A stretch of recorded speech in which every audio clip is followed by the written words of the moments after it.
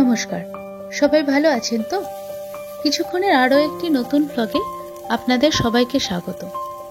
আজ আমাদের রেসিপি হচ্ছে পনির টিক্কা কাবাব। আর আজ আমি আপনাদের দেখাবো কিভাবে একদম রেস্টুরেন্টের মতন স্বাদ আনা যায় এই রান্নাটাতে। এজন্য আমি 400 গ্রাম পনির, 3টে আলাদা আলাদা রঙের ক্যাপসিকাম, 3টে টমেটো, খানিকটা ধনিয়া পাতা আর 4টে মাঝারি সাইজের পেঁয়াজ নিয়েছি। ব্যাস এই কয়েকটা সবজি হলেই মোটামুটি এই ডিশটা খুব সুন্দর বানানো যায়। আর এখানে ক্যাপসিকামগুলোকে আমি চৌকো চৌকো করে কেটে নিচ্ছি আর আকারে একটু বড়ই রাখছি, কারণ পনির টিক্কা কাবাবে পনিরগুলো কিন্তু বেশ বড়ই রাখা থাকবে এবং সবজিগুলোর মাপ যদি তার সাথে সামঞ্জস্য রেখে বড় করে কাটা হয় তাহলে কিন্তু প্রত্যেকটা সবজি সুন্দর করে ফ্রাই হবে। এখানে আমি ইয়েলো ক্যাপসিকামটা কেটে নিচ্ছি, বাকি ক্যাপসিকামগুলোকেও আমি ঠিক একইভাবে কেটে নেব। এবার পনিরটাকে আমরা চৌকো চৌকো করে কেটে নেব আর তার জন্য পনিরের ধারের অংশটাকে আমরা বাদ দিয়ে দেব, কারণ একদম ধারের অংশটা একটু রাউন্ড থাকে বলে ঠিক চৌকো করে মাপটা আনা যায় না।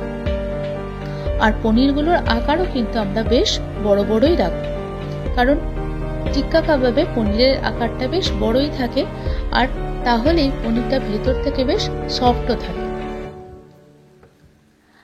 আমরা সকলেই মনে করি যে এই ধরনের ডিশ একমাত্র রেস্টুরেন্টে খুব ভালো স্বাদের পাওয়া যায়, কিন্তু বাড়িতে যদি কয়েকটা নিয়ম একটু ফলো করা যায় তাহলে কিন্তু অনেকটাই রেস্টুরেন্টের মতন সুন্দর স্বাদ আনা যায়।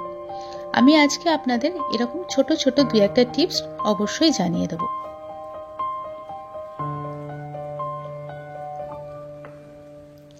পনিরগুলো আমার প্রায় টুকরো করা হয়েই গেল।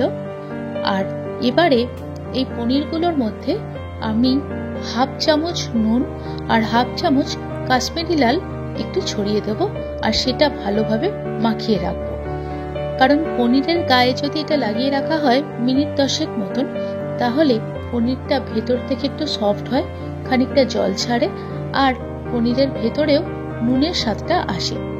ফলে যখন আমরা কাবাবটা খাই তখন শুধু পনিরের ওপরটা না, ভেতরটাও খুব সুন্দর টেস্ট হয়। এই ছোট্ট একটা টিপস ফলো করলে কিন্তু আপনার কাবাবটা অন্যদের থেকে অনেকটাই আলাদা হবে। এবার এটা আমরা 10 মিনিটের জন্য একটু রেস্টে রেখে দিচ্ছি আর ততক্ষণ ধনেপাতাগুলো কুচিয়ে নিচ্ছি। আর এর সাথে আজকে আমি আপনাদের আরো একটা জিনিস দেখাবো, সেটা হচ্ছে মিয়োনিজ দিয়ে খুব সুন্দর একটা রায়তা বানানো। এই রায়তাটা আপনারা এই ধরনের টিক্কা বা কাবাব বা এই ধরনের কোনো ডিশের সাথে অবশ্যই খেতে পারেন, তাতে বেশ ভালো লাগবে আর একটু অন্যরকমও লাগবে। এখানে পেঁয়াজগুলোকে আমি 4 টুকরো করে কেটে নিচ্ছি আর 4 টুকরো করে কেটে পেঁয়াজের ওপরের খোলাগুলো 2-3টে করে আমরা নিয়ে নেব আর ভেতরের অংশটা আলাদা করে রেখে দেব। ওই যে বললাম মিয়োনিজের সাথে মিশিয়ে একটা রায়তা বানানোর আছে, তার জন্য। পেঁয়াজের ওপরের খোলাগুলো শুধু নিচ্ছি এই জন্যই কারণ এগুলোর মাপই অনেকটা ক্যাপসিকামগুলোর মাপের মতন। আর তখনই যেটা বললাম, সমস্ত সবজির কাটার মাপ যদি একরকম হয় তাহলে কিন্তু সবজিগুলো সুন্দর করে ফ্রাই হবে, তা না হলে কোনোটা কাঁচা থেকে যেতে পারে।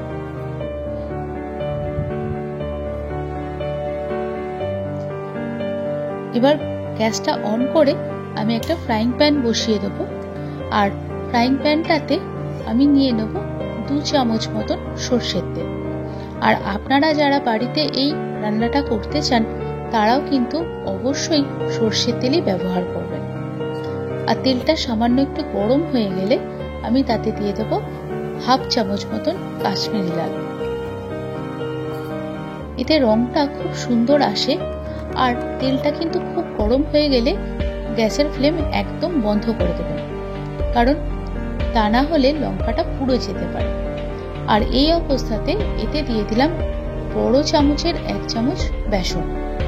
এই বেসনটা দিয়ে বেশ খানিকক্ষণ নেড়ে চেড়ে এটাকে কিন্তু একটু ভেজে নেব।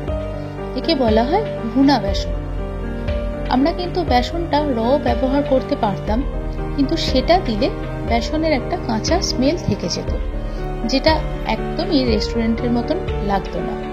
কিন্তু এভাবে বেসনটা একটু ভেজে নেওয়ার ফলে তাতে কিন্তু টিক্কার টেস্টটা অনেকটাই রেস্টুরেন্টের মতন আসবে, আর বেসনটা পুরো ব্যাটারটাকে বেশ টাইট রাখতেও সাহায্য করবে। এবার একটা পাত্রে আমি 100 গ্রাম মতন টক দই নিয়েছি, যেটা অবশ্যই জল ঝরানো ছিল, আর তার সাথে ওই বেসনটা দিয়ে দিলাম। আর দিলাম 1 চামচ জিঞ্জার পাউডার, আর 1 চামচ গার্লিক পাউডার, আর 1/2 চামচ গোলমরিচের গুঁড়ো, 1/2 চামচ জিরে গুঁড়ো, আর সবশেষে 1 চামচ আমচুর পাউডার। ব্যাস এই কয়েকটা মশলা দিয়ে এই ব্যাটারটা রেডি করতে হয়। এটা খুব ভালোভাবে মেখে নেব।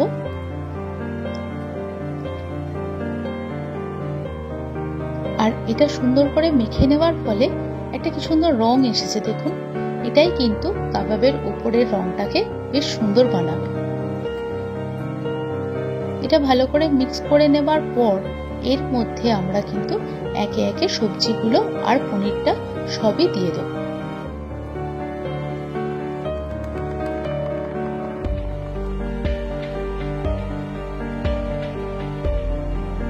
পনিরগুলোতে তখন কাশ্মীরি লাল একটু মাখিয়ে রাখার ফলে এমনিতেই পনিরের রংটা কিন্তু একটু বদলে গেছে, আর এবার এই ব্যাটারটাতে মাখিয়ে রাখার ফলে পনিরটার রংটা একদম চেঞ্জ হয়ে যাবে, আর টেস্টটা তো চেঞ্জ হবেই। সব কটা সবজি এর মধ্যে দিয়ে দিলাম, সাথে ধনেপাতাটাও ছড়িয়ে দিলাম, আর দিলাম পরিমাণ মতো নুন। ব্যাস এই সব জিনিসটা দিয়ে খুব ভালোভাবে হালকা হাতে মাখতে হবে। হালকা হাতে বললাম এই জন্য, পনিরটা কিন্তু এতক্ষণ ধরে নুন দিয়ে ম্যারিনেট করে রাখার ফলে অনেকটা নরম হয়ে গেছে। সুতরাং খুব তাড়াহুড়ো করে যদি এই ব্যাটারটা এতে লাগানো হয় তাহলে কিন্তু পনিরগুলো ভেঙে যেতে পারে। তাই পনিরগুলোকে আলাদা করে একটা একটা করে কিন্তু ব্যাটারটা মাখিয়ে নিতে হবে। আর সবটা এভাবে মাখা হয়ে গেলে এটা আমরা প্রায় 20 মিনিটের জন্য আলাদা সরিয়ে রাখলাম।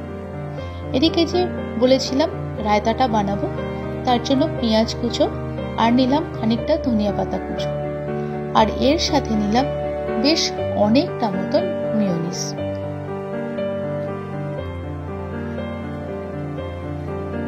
আর এই মেয়োনিজটা নেওয়ার পর আমরা এর মধ্যে নিয়ে নেব 1 চামচ মতন চাট মশলা। এই সবকটা জিনিসকে খুব ভালোভাবে মেখে নিলেই কিন্তু আমাদের রায়তাটা রেডি। আর এই রায়তাটা সত্যি খেতে একদম অন্যরকম লাগে। সচরাচর আমরা সবসময় যে রায়তাটা খেয়ে অভ্যস্ত তার মতন কিন্তু একদম না। এদিকে ম্যারিনেট করে রাখা হয়ে গেল প্রায় 20 মিনিট। এবার আমরা এটাকে একে একে শিকের মধ্যে সাজিয়ে নেব। আচ্ছা, যখন শিকে এরম ভাবে সাজাবেন তখন প্রথম যে সবজিটা দেবেন সেটা অবশ্যই একটু উল্টো দিকে ঘুরিয়ে দেবেন।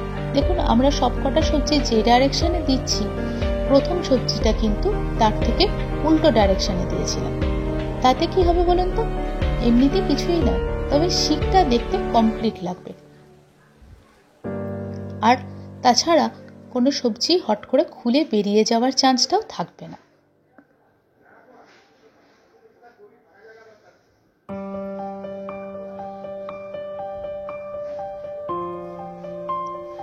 আমার একটা শিক বানানো হয়ে গেল, আর এভাবেই আমি পরপর প্রত্যেকটা শিক বানিয়ে নেব।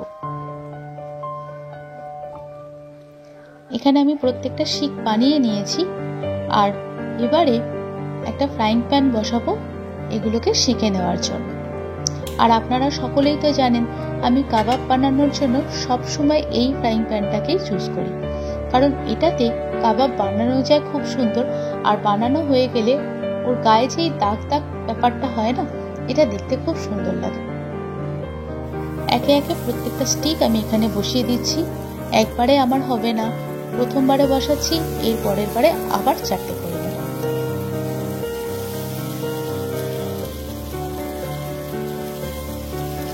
এই শিকগুলোকে এভাবে বসিয়ে দেওয়ার পর একটা দিক হতে কিন্তু বেশ 7 থেকে 8 মিনিট মতন সময় নেবে।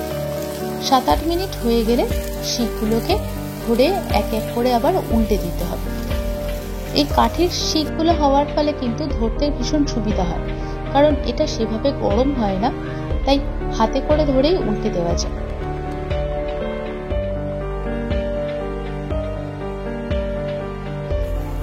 প্রত্যেকটা কাবাব প্রায় রেডি হয়ে গেছে, দেখতেই পাচ্ছেন। এগুলোকে আমি এবারে তুলে নেব।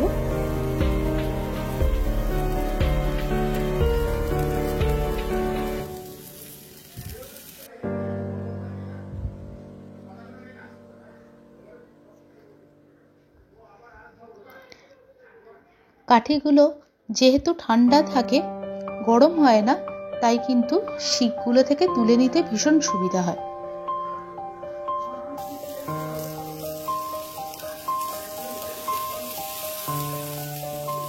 পরের বারের শিকগুলো আমি আবার বসিয়ে দিয়েছি। যাক, আজকের ডিশ একেবারেই রেডি সার্ভ করবার জন্য। আপনারা এতক্ষণ ধরে ভিডিওটা দেখলেন, আমাকে অবশ্যই জানাবেন যে আপনাদের ভালো লাগলো কিনা। আপনাদের কমেন্টের অপেক্ষায় থাকবো। আর যদি ভালো লাগে তাহলে অবশ্যই লাইক করে দেবেন। আর যারা আমার চ্যানেলটা এখনো সাবস্ক্রাইব করেননি তারা অবশ্যই সাবস্ক্রাইব করে আমার পাশে থাকবেন। তাহলে খুব তাড়াতাড়ি দেখা হচ্ছে নতুন একটা ভিডিওতে। ততক্ষণের জন্য সকলে সাবধানে থাকবেন, সুস্থ থাকবেন। আর এতক্ষণ আমার ভিডিওটা দেখার জন্য প্রত্যেককে অনেক ধন্যবাদ। দেখা হচ্ছে খুব তাড়াতাড়ি নতুন একটা ভিডিওতে।